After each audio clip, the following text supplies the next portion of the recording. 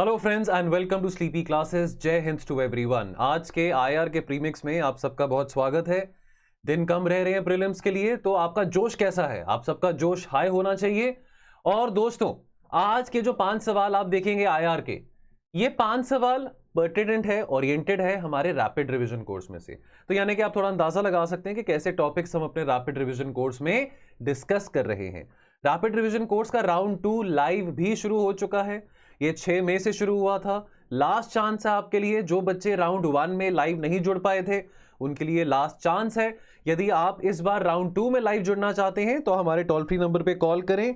अभी एक coupon code है स्लीपी सीएल, इसका इस्तेमाल करेंगे, आपको 1000 रुपीज ऑफ मिलेगा। 3500 का ये कोर्स है जिसमें आपको लाइव क्लासेस मिलेंगी, 100 एमसीक्यूज पर सब्जेक्ट मिलेंगे, 3 फुल लेंथ टेस्ट भी मिलेंगे और साथ के साथ वैल्यू एडिशन नोट्स भी आपके पीडीएफ में प्रोवाइडेड रहेगा। चलिए, उसके बाद दोस्तों कल मत भूलना, कल सीसैट का मॉक टेस्ट है, फ्री ऑफ कॉस्ट है। जो बच्चे सीसैट के टेस्ट में एनरोल कर रहे हैं, इररिस्पेक्टिव ऑफ द फैक्ट कि आपके कितने मार्क्स आते हैं, कैसे आते हैं, आप सबको, ऑल पार्टिसिपेंट्स को मेयर पार्टिसिपेशन के लिए आपको 10% ऑफ मिलेगा। कल सुबह 10 बजे शुरू हो जाएगा, so please mark the time and the date. Now पहले सवाल को नजर मारें। CSDP, common security and defence policy की बात हो रही है। 2 स्टेटमेंट्स आपके सामने हैं, आपने यह पता लगाना है कि इन दोनों में से कौन से करेक्ट हैं। क्या सीएसडीपी फ्रेमवर्क एशियान मेंबर स्टेट्स के द्वारा बनाया गया है और इसका एम क्या है? क्या इसका एम पीस कीपिंग और इंटरनेशनल सिक्योरिटी ऑपरेशंस केवल डेवलपिंग कंट्रीज में है? देखिए दोस्तों, इसका आंसर है बी, यानी कि C2 ओनली। सिर्फ सेकंड स्टेटमेंट जो है वो करेक्ट है। आपको करेक्ट स्टेटमेंट्स के लिए पूछा गया था।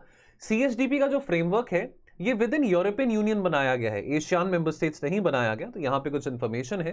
तो सीएसडीपी जो फ्रेमवर्क है, common security and defence policy, ये फ्रेमवर्क है for the cooperation among the EU member states. हाँ, इसका एम जरूर peace keeping and international security operations है, केवल डेवलपिंग देशों में। और यहां पे सिविल और मिलिट्री एसेट्स दोनों यूज किए जाते हैं बाय द स्टेट्स। ये क्यों हम डिस्कस कर रहे हैं? बिकॉज रिसेंटली डेनमार्क में रेफरेंडम हुआ था और लगभग 2/3 वोटर्स जिन्होंने रेफरेंडम में पार्टिसिपेट किया था, डेनमार्क की जो आवाम है, उन्होंने एग्री किया थ्रू दिस रेफरेंडम कि हम भी, डेनमार्क भी सीएसडीपी का मेंबर बनना चाहता है। अब हिस्ट्री ऑफ सीएसडीपी की बात करें तो देखिए, यूरोप ने पहली बार कंसिडर किया था एक कंसोलिडेटेड सिक्योरिटी और डिफेंस आर्किटेक्चर बनाने के लिए वर्ल्ड वॉर 2 के बाद। तो ये जो पहला लैंडमार्क अचीवमेंट था, now again this is before NATO. ठीक है, दिस इज बिफोर नेटो। अब नेटो, अब अक्सर ये यूक्रेन की लड़ाई में क्रिटिसाइज भी किया जाता है यूरोप को कि अरे यूरोप का कोई इंडिपेंडेंट सिक्योरिटी आर्किटेक्चर क्यों नहीं है, यूरोप नेटो के ऊपर डिपेंडेंट क्यों है। लेकिन यूरोप ने कोशिश करी थी। ब्रसेल्स ट्रीटी की बात करें 1948 में, जो कि फाउंडेशन ट्रीटी बनती है नेटो के लिए भी आगे जाके। नेटो की स्थापना, जैसे आप जानते हैं, 12 दिसंबर 1949 को हुई थी। तो लेकिन यूरोप ने कोशिश करी थी अपना खुद का एक इंडिविजुअल सिक्योरिटी आर्किटेक्चर बनाने के लिए, लेकिन बाद में फिर अमेरिका भी आ गया। अमेरिका ने कहा कि क्यों नहीं, हम जितने नॉर्थ अटलांटिक कंट्रीज हैं, क्यों नहीं हम सब मिलके एक कलेक्टिव सिक्योरिटी पैक्ट बनाते हैं। Then you know, rest is history के नेटो बना। नाउ सेकंड क्वेश्चन यहां पे आपसे पूछा जा रहा है कि आपके सामने 4 ये स्टेटमेंट्स हैं, कौन सी करेक्ट है विद रेफरेंस टू वैंडनबर्ग रेजोल्यूशन? क्या लग रहा है आपको सही? ए, बी, सी, डी, 4 ऑप्शंस आपके सामने हैं। वैंडनबर्ग रेजोल्यूशन की बात हो रही है। देखिए दोस्तों, सही आंसर है सी। देखिए, अब आप यहां पे, मैं आपसे एक्सपेक्ट करता हूं, क्योंकि हम कोशिश कर रहे हैं कि ये वीडियो 8 से 10 मिनट में कवर कर सके, तो जहां पे आप क्वेश्चन पढ़ रहे हैं ना, वहां पे पॉज कर लें, ठीक है? क्योंकि मैं फटाफट सोल्यूशन के टुवर्ड्स मूव ऑन करूंगा, बिकॉज टाइम कम है और क्विकली ये प्रीमिक्स के वीडियोस हम बना रहे हैं ताकि आपका ज्यादा टाइम जाया ना हो। वैंडनबर्ग रेजोल्यूशन का जिक्र आता है नेटो से, ठीक है? ये स्टेपिंग स्टोन बनता है टू नेटो। अब Vandenberg resolution is named after the US senator, उनका नाम था आर्थर वैंडनबर्ग। तो जून 1948 में ये जो वैंडनबर्ग रेजोल्यूशन है पास करी गई थी। अब ये प्रीकर्सर बनता है टू नेटो। ब्रसेल्स ट्रीटी के बारे आपने पढ़ा, नवंबर 1948 में ब्रसेल्स ट्रीटी के बारे आपने पढ़ा। उससे पहले जून 1948 में आर्थर वैंडनबर्ग ने एक वैंडनबर्ग रेजोल्यूशन यूएस सेनेट में पास करा था, जहां पे यह तय किया गया था कि देखिए, हमको कलेक्टिव सिक्योरिटी पैक्ट तो बनाना पड़ेगा। कलेक्टिव सिक्योरिटी पैक्ट यानी कि कलेक्टिव सिक्योरिटी अलायंस बनाने की नौबत क्यों पड़ी? बिकॉज 1948 में यूएसएसआर के जो डिक्टेटर थे जोसेफ स्टालिन, उनकी सरकार ने कोशिश करा जेकोस्लोवाकिया में एक कू करने का। और क्योंकि आप जैसे जानते हैं कि ईस्ट यूरोप में यूएसएसआर की कोशिश थी कि ज्यादा से ज्यादा देशों को कम्युनिस्ट रिजीम के अंदर डाला जाए। तो that led to what, Czechoslovakia में जो मिलिट्री कू हुआ, उसके चलते जेकोस्लोवाकिया में भी एक कम्युनिस्ट रिजीम इंस्टॉल करने की वहां पे कोशिश जो थी वो कामयाब रही। लेकिन यूएसएसआर की इस कोशिश को नाकामयाब करने के लिए बहुत जरूरी था कि वेस्टर्न यूरोपियन कंट्रीज और अमेरिका और कनाडा ये कंबाइन करके कैसा अलायंस बनाए जहां पे यूएसएसआर की इन कोशिशों को नाकामयाब किया जाए। ठीक है, तो ये बात आप समझे यहां पे। तो इसके चलते नेटो की स्थापना की जा रही थी। अब नेटो एक कलेक्टिव सिक्योरिटी अलायंस बनता है, लेकिन नेटो से पहले, नेटो के बनने से पहले काफी ऐसे ट्रीटी और काफी ऐसे रेजोल्यूशंस पास करे गए थे। तो उसमें से एक रेजोल्यूशन है वैंडनबर्ग रेजोल्यूशन, राइट।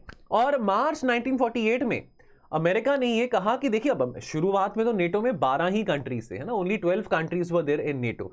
लेकिन अमेरिका का ये भी कहना था कि देखिए, कुछ चंद देशों को अगर 5 या 6 देश, तो फॉर एग्जांपल जैसे मार्च 1948 में UK, France, Belgium, Netherlands, Luxembourg, इन्होंने Brussels treaty of collective defence sign किया था।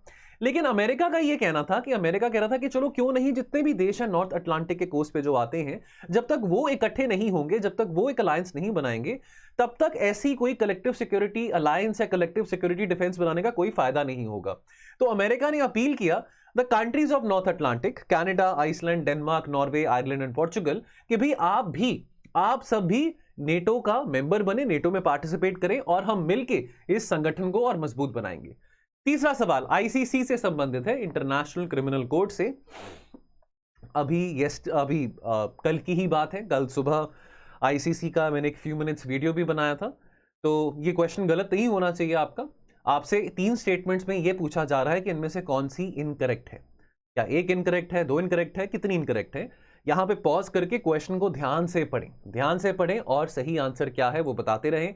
ये उम्मीद मैं जरूर करता हूं कि कमेंट सेक्शन में आप जरूर at the end of the video बताएंगे कि आपका कितना स्कोर बना है 10 में से, along with the negative marking. तो देखिए दोस्तों, इसमें तीनों ही स्टेटमेंट्स इनकरेक्ट हैं। देखिए, आईसीजे और आईसीसी की अगर बात यहां पे आती है तो पहली बात समझें कि आईसीजे एक ऑर्गन है यूनाइटेड नेशंस का, ठीक।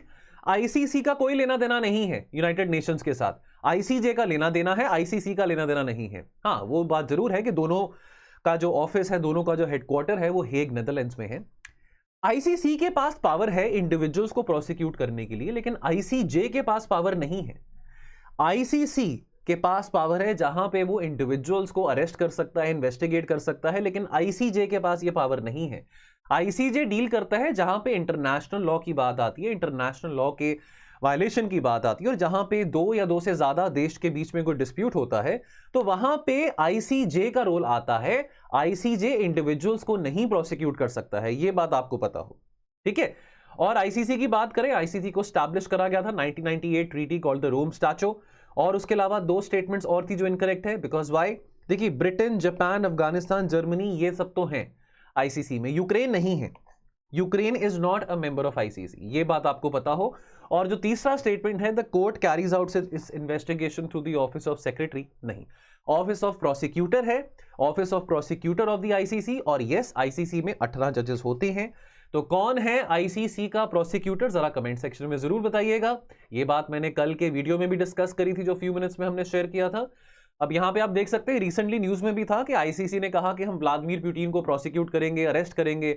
वारंट निकाला कि जी व्लादिमीर पुतिन गलत काम कर रहे हैं यूक्रेन में, बहुत सारे इनोसेंट बच्चे डिस्प्लेस हो चुके हैं, जेनोसाइड का एलिगेशन व्लादिमीर पुतिन के अगेंस्ट लगाया। लेकिन द क्वेश्चन इज कि क्या रशिया आईसीसी का मेंबर है? वेल, रशिया आईसीसी का मेंबर नहीं है और ना ही यूक्रेन आईसीसी का मेंबर है। यदि यूक्रेन आईसीसी का मेंबर होता और यूक्रेन कहता आईसीसी को जाके कि मैंने रशिया के खिलाफ इन्वेस्टिगेशन करवानी है, रशिया मेरे साथ काफी गलत कर रहा है, यहां पे लोगों को मार रहा है, मासूम बच्चों को मार रहा है, तो कुछ और बात थी। लेकिन यहां पे ना तो रशिया आईसीसी का मेंबर है, ना ही यूक्रेन आईसीसी का मेंबर है। चौथा सवाल, यहां पे चाइल्ड केयर इंसेंटिव फंड की बात हो रही है। अब आपने ये बताना है कि इन दोनों स्टेटमेंट्स में से करेक्ट कौन सी हैं। 2 स्टेटमेंट्स आपके सामने दी गई हैं, तो ये फंड की स्थापना यूएन के द्वारा करी गई थी कि नहीं, ये आपने देखना है, सही है गलत है। और ये फंड को क्या ऑस्ट्रेलिया, कनाडा और अमेरिका की सरकारें सपोर्ट करती हैं? क्या सही आंसर लग रहा है? यहां पे आप पॉज करके देख सकते हैं आपको क्या सही लग रहा है, अकॉर्डिंगली आप आंसर सोच सकते हैं। देखिए दोस्तों, इसमें सिर्फ सेकंड स्टेटमेंट सही है। ये यूएन के द्वारा नहीं, ये वर्ल्ड बैंक के द्वारा, वर्ल्ड बैंक और उसके जो बाकी पार्टनर्स हैं उनके द्वारा ये जो फंड है, चाइल्ड केयर इंसेंटिव फंड, ये स्थापित करा गया था। और हाँ, ये बात बिल्कुल सही है, ये जो फंड बनाया गया है ये वुमेन एम्पावरमेंट, चाइल्ड केयर के लिए, प्रमोटिंग जेंडर इक्वालिटी के लिए, specially in the developing countries, यानी कि लो एंड मिडिल इनकम कंट्रीज में ये एक्टिविटीज को प्रमोट करने के लिए फंड बनाया गया है।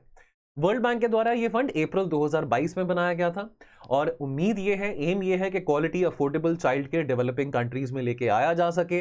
टारगेट ये है कि आने वाले 5 साल में global child care incentive fund $180 million new funding में मोबिलाइज करेगा।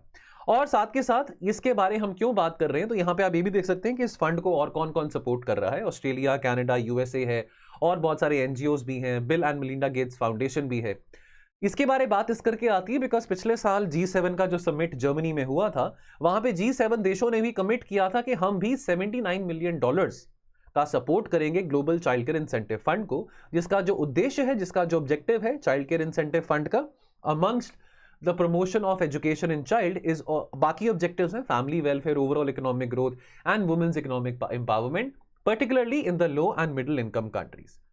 लास्ट क्वेश्चन, तो वीजास के बारे अक्सर हम न्यूज में देखते हैं। आपके सामने यहाँ पे 4 ऑप्शन है, H1B, L1, H2B और J1 वीजास। इनके साथ जो चीज मेंशन्ड है, तो जैसे H1B, so which of the following visas and there purpose is correctly matched, आपने ये बताना है। बहुत इजी क्वेश्चन है, डिफिकल्ट क्वेश्चन नहीं है। आपके सामने 4 ऑप्शंस हैं, आपने आपको ये बताना है कि आपके हिसाब से कौन सा करेक्ट कोड है। यहाँ पे आप वीडियो को पॉज करके देख सकते हैं, अपना आंसर सोच सकते हैं एंड देन कमेंट कर सकते हैं। सो देखिए दोस्तों, सही आंसर है ऑप्शन ए 1 एंड 2। तो H1B और L1 वीजास, ये दोनों वीजास करेक्टली मैच्ड हैं। H2B और J1 वीजास जो हैं ये उल्टा मैच्ड हैं। H2B वीजास होते हैं वो दिए जाते हैं फूड एंड एग्रीकल्चर वर्कर्स को, अगर वो यूएस में एम्प्लॉयमेंट सीख करना चाहते हैं। और जो J1 वीजा है, J1 वीजा दिया जाता है स्टूडेंट्स को जो कि वर्क या स्टडी रिलेटेड प्रोग्राम्स में यूएस में आना चाहते हैं। H1B की बात करें तो आप जैसे आप जानते होंगे, आप में से बहुत सारे होंगे जो आईटी में काम कर रहे हैं, या शायद आपके फ्रेंड्स होंगे जो आईटी में काम कर रहे हैं। तो जैसे आपको पता है, जो ट्रेन टेक्निकल जो प्रोफेशनल्स होते हैं, बिकॉज देखिए यूएस में बहुत कमी रहती है हाई स्किल्ड और लो कॉस्ट एम्प्लॉयज के लिए, तो इसके लिए यूएस की जो सरकार है वो तरह तरह के वीजास निकालती है। तो H1B वीजा जो होता है वो पर्सन इन स्पेशलिटी ऑक्यूपेशन होता है, यानी कि वो व्यक्ति जो किसी स्पेशल ऑक्यूपेशन के लिए काम कर सकता है, जिसके लिए उसको एक हायर स्किल सेट चाहिए होता है, एक हायर एजुकेशन डिग्री चाहिए होता है, तो चाहे वो चार्टर्ड अकाउंटेंट हो या चाहे वो आईटी प्रोफेशनल हो। और L1 वीजा जो होते हैं, this allows companies to transfer highly skilled workers to US for a period of up to 7 years. चलिए, सो दोस्तों ये हमारे 5 सवाल थे आज के। क्या सही स्कोर बना है कमेंट सेक्शन में बताइएगा। बाकी जैसे आप जानते हैं, इसके बारे में आपने सुना होगा, यदि आप स्लीपी क्लासेस के सभी कोर्सेज को एक बार परखना चाहते हैं, व्यू करना चाहते हैं, अपना माइंड बना रहे हैं, 2024 के एस्पिरेंट हैं, 2025 के एस्पिरेंट हैं, और यदि आप अपनी यूपीएससी की तैयारी शुरू करना चाहते हैं और शुरू करने का सोच रहे हैं, तो क्यों नहीं एक बार आप हमारे सभी कोर्सेज को एक बार नजर मारें। उसके लिए आपने 99 रुपीज का ये पास लेना है, प्रीव्यू पास, जिसके चलते आप जीएस, सोशियोलॉजी, PSIR सभी कोर्सेज पे एक बार नजर मार सकते हैं for 1 week, and then accordingly seeing the quality of our lectures you can make up your mind, यदि आप हमारे कोर्सेज में एनरोल होना चाहते हैं। तो मैं आपसे विदा लेता हूं, मिलेंगे बहुत जल्द। ख्याल रखें, पढ़ते रहें। जय हिंद।